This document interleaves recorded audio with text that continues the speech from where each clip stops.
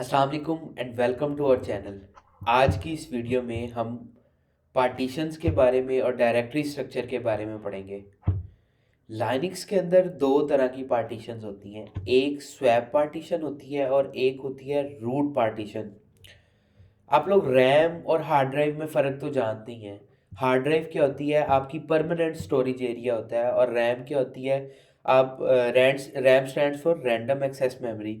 ये आप मान लें इस तरह से यूज़ होती है जैसा कि आपके पास एक स्टोर रूम है, स्टोर रूम में आपका सारा डाटा पड़ा होता है या आपकी सारी चीज़ें स्टोर रूम में पड़ी होती हैं, लेकिन जो आपको फ़ौरन फ़ौरन से चाहिए होती है जो चीज़, वो आप अपने ड्रॉअर में रखते हैं कि आप फ़ौरन से उसको निकालें, इस्तेमाल करें ड्रॉअर में। और इसी तरह जिन चीज़ों की आपको ज़रूरत है वो अपने टेबल में या ड्रॉअर में अपने पास रखते हैं कि वो फ़ौरन से यूज़ करें। जैसे ही आप उनको कर लेते हैं, यूज़ कर लेते हैं, वो आप उठा के वापस स्टोर रूम में रख लेते हैं कि वहाँ पे वो स्टोर रहें।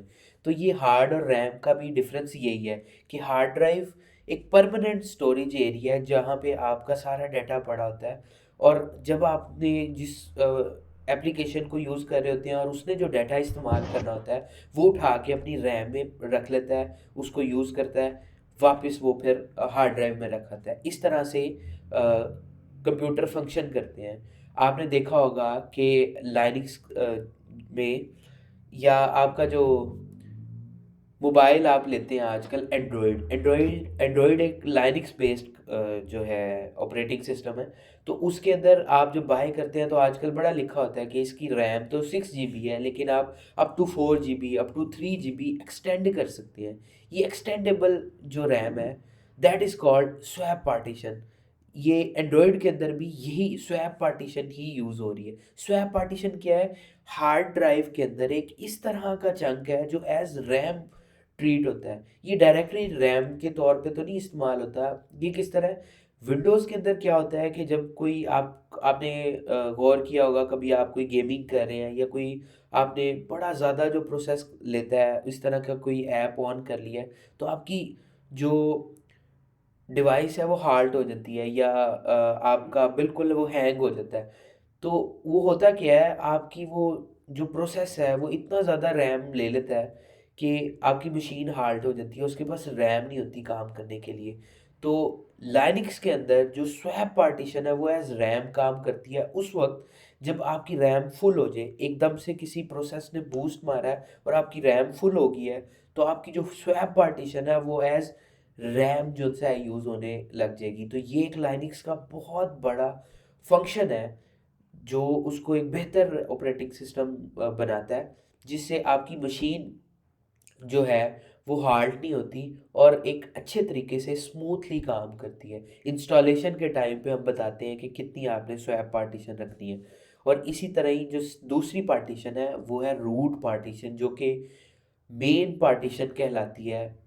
इसके अंदर हर तरह का बूट का डाटा, यूज़र्स का डाटा, जितना भी जो कुछ भी है, अब यूँ समझ लें विंडोज़ के अंदर जो सी पार्टीशन होती है, लाइनक्स के अंदर जो रूट पार्टीशन होती है, वो रूट पार्टीशन विंडोज़ की सी पार्टीशन की इक्विवेलेंट होती है। इस तरह से आप समझ लें।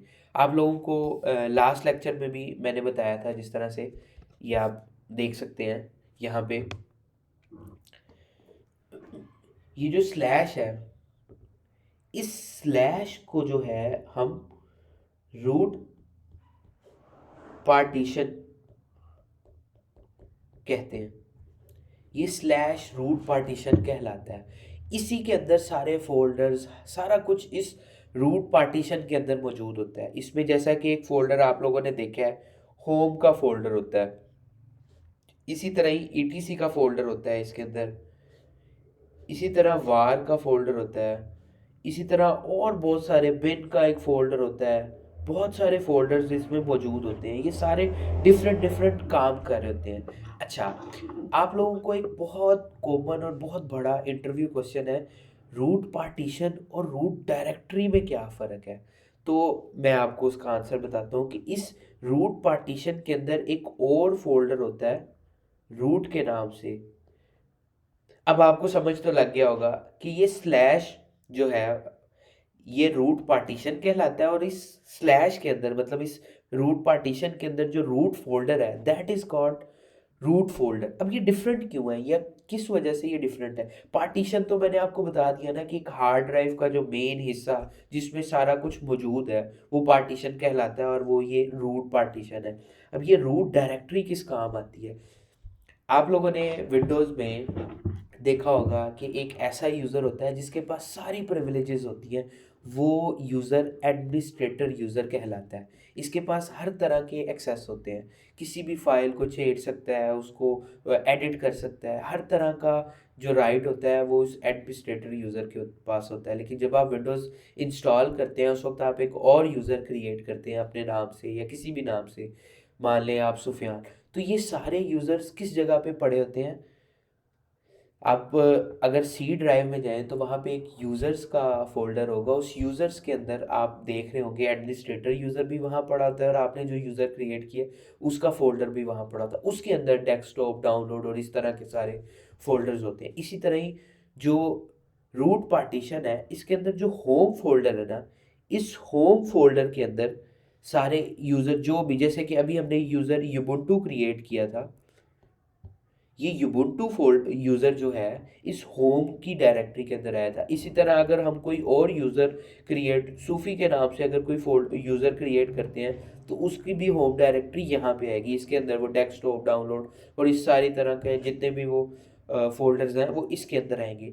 लेकिन लाइनक्स के अंदर, जैसे विंडोज़ के अंदर तो एडमिनिस्ट्रेटर यूज़र भी वो यूज़र्स के फ़ोल्डर के अंदर उसकी डायरेक्टरी होती है। लेकिन लाइनक्स के अंदर जो रूट, ये जो रूट फोल्डर है ना, इस ये रूट की होम डायरेक्टरी है। That is root user home directory. इसमें रूट यूज़र का जो डेस्कटॉप, डाउनलोड्स और इस तरह की सारी चीज़ें हैं वो इसमें पड़ी होंगी।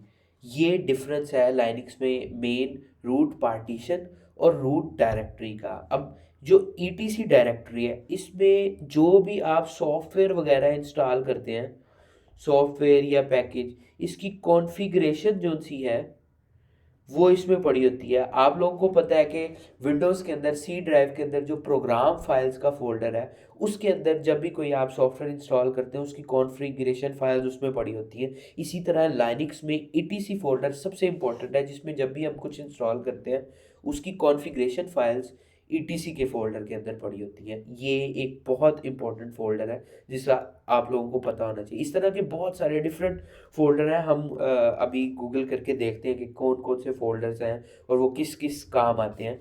जैसा कि यहाँ पे अब अगर अगर आप लोग लाइनक्स डायरेक्टरी स्ट्रक्चर अगर गूगल करते हैं और यहाँ इमेजेस पे जाते हैं तो आप देख सकते हैं ये डायरेक्टरी स्ट्रक्चर है पूरा लाइनक्स का, जिसमें आप ये जो है ये बता रहा है कि ये बिन किस लिए यूज़ होता है। इसमें बाइनरीज सारी पड़ी होती हैं, ईटीसी में कॉन्फ़िगरेशन फाइल्स पड़ी होती हैं, इसी तरह होम में होम डायरेक्टरीज पड़ी होती हैं, ये यूएसआर में यूज़र प्रोग्राम्स पड़े होते हैं। ये सारे बहुत इंपॉर्टेंट है। जब भी हम कोई डायरेक्टरी को माउंट करने के लिए एमएनटी पे वैसे तो कुछ नहीं पड़ा होता, लेकिन इसको इसमें हम फ़ोल्डर क्रिएट करके माउंट वगैरह करते हैं। ये सारी डायरेक्टरीज़ इम्पोर्टेंट हैं।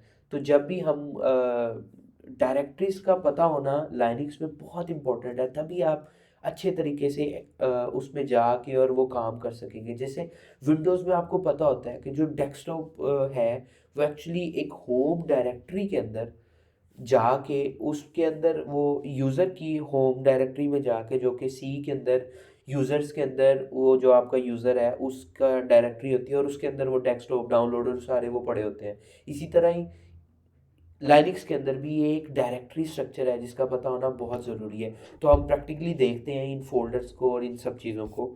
तो सबसे पहले तो मैं लॉगिन कर लेता हूँ अपने टर्मिनल को। यहाँ पे इसको मैं थोड़ा सा बड़ा कर लेता हूँ ताकि आप लोगों को नज़र आ जाए जो चीज़ मैं लिख रहा हूँ। अच्छा, यहाँ पे कुछ एक इम्पॉर्टेंट जो सी है मैंने चीज़ें आपको बतानी थी। जैसे कि आप लोग यहाँ पे अगर देखना चाहते हैं कि पहले मैंने कौन कौन सी जो कमांड्स रन की हैं, तो आप हिस्ट्री की कमांड एक है जिसे आप देख सकते हैं कि पूरी वो हिस्ट्री बता रहा है कमांड्स की, कि आपने पहले ये कमांड रन की है, देन ये की है, ये सारी। यहाँ पे एक शॉर्टकट और आप लोगों को बताता हूँ। अगर आप चाहते हैं ये एक लंबी चौड़ी कमांड आपको दोबारा से टाइप ना करनी पड़े, तो आप इसको कॉपी करें। ये जो नंबर है ये 673, ये और किसी का, ये ऑब्वियसली यूनिक है हिस्ट्री में।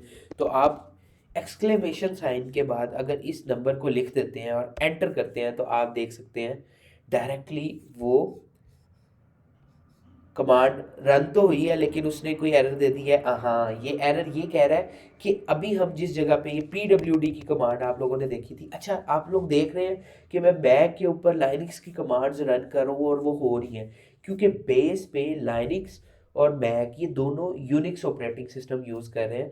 तो ये दोनों यूनिक्स से ही बने हैं, इस वजह से ये मैक पे सारी लिनक्स की कमांड्स काम करती हैं। ये भी एक काइंड ऑफ आप यूँ कह सकते हैं लिनक्स का ही फ्लेवर है। तो इसमें अगर मैं CD डाउनलोड्स के अंदर चला जाता हूँ और यहाँ डाउनलोड्स के अंदर अब मैं वो, अच्छा हिस्ट्री करके, और अब मैं वो एक्सक्लेमेशन साइन के बाद और वही कमांड रन करता हूँ, तो ये आप देख सकते हैं कि मेरा सर्वर एक्सेस हो गया है।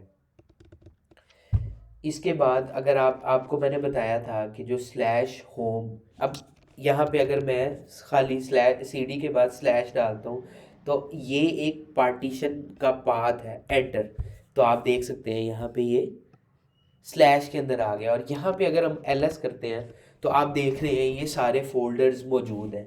इन्हीं फोल्डर्स के अंदर से एक फोल्डर होम का फोल्डर है, जिसमें ये आप देख रहे होंगे कि मैं यहाँ पे जब मैं किसी एब्सोल्यूट पाथ में और रिलेटिव पाथ में जो मैंने फ़र्क बताया था, अब आप लोगों को ठीक से समझ आ रहा होगा कि मैं इस वक्त PWD करके देखूं तो अभी रूट पार्टीशन के अंदर एक रूट फोल्डर है, मैं उसमें बैठा हूँ और यहाँ से आगे एक फोल्डर है CD Ubuntu, उसमें मैं टेस्ट फोल्डर के नाम से एक फोल्डर है उसमें जाना चाहता हूँ, तो इस तरह से लिखूंगा। लेकिन जब मैं CD के बाद यहाँ पे स्लैश डाल देता हूँ और अब मैं अगर 2 दफ़ा टैब करूँ तो ये मुझे स्लैश ये रूट पार्टीशन जो सी है उसमें जो फोल्डर्स है वो बता रहा है। तो अब यहाँ पे मैं एब्सोल्यूट पाथ के थ्रू होम यूबुंटू टेस्ट फोल्डर्स इस तरह से जा सकता हूँ। इसी तरह ही अगर मैं यहाँ से ETC के फोल्डर में जाना चाहता हूँ तो स्लैश ETC इसमें जाके LS कर सकता हूँ। तो ये देखें यहाँ पे डिफरेंट कॉन्फ़िगरेशन फाइल्स पड़ी हुई हैं जिनमें मैं जा सकता हूँ। अब यहाँ पे मैं GSS का एक फ़ोल्डर, ये आप देख रहे होंगे ब्लू कलर में जो है ये फ़ोल्डर्स हैं और ये वाइट वाली फाइल्स हैं, GSS के फ़ोल्डर में जा सकता हूँ। अच्छा आप लोगों ने एक डिफरेंस नोट किया है, यहाँ पे टिल्डा क्यों है?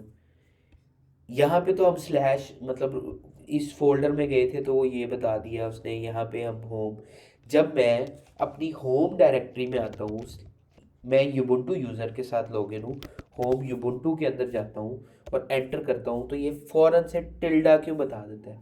इस टिल्डा का मतलब ये है कि जिस भी यूज़र के साथ आप लॉगिन हैं उस यूज़र की होम डायरेक्टरी में आप लोग बैठे हैं। अच्छा अब आप लोग देख कैसे सकते हैं कि किस यूज़र के साथ आप लॉगिन है? एक कमांड है हु एम आई, ये अगर एंटर करते हैं तो आप देख सकते हैं कि ये बता रहा है जिस यूज़र के साथ आप लॉगिन हैं। और इसकी PWD होम के अंदर, जैसे कि मैंने आप लोगों को बताया था, होम के स्लैश होम के अंदर यूबुंटू का फोल्डर है जो इस यूज़र का होम डायरेक्टरी है और उसमें इस वक्त ये मौजूद है, इसलिए यहाँ पे टिल्डा आ रहा है।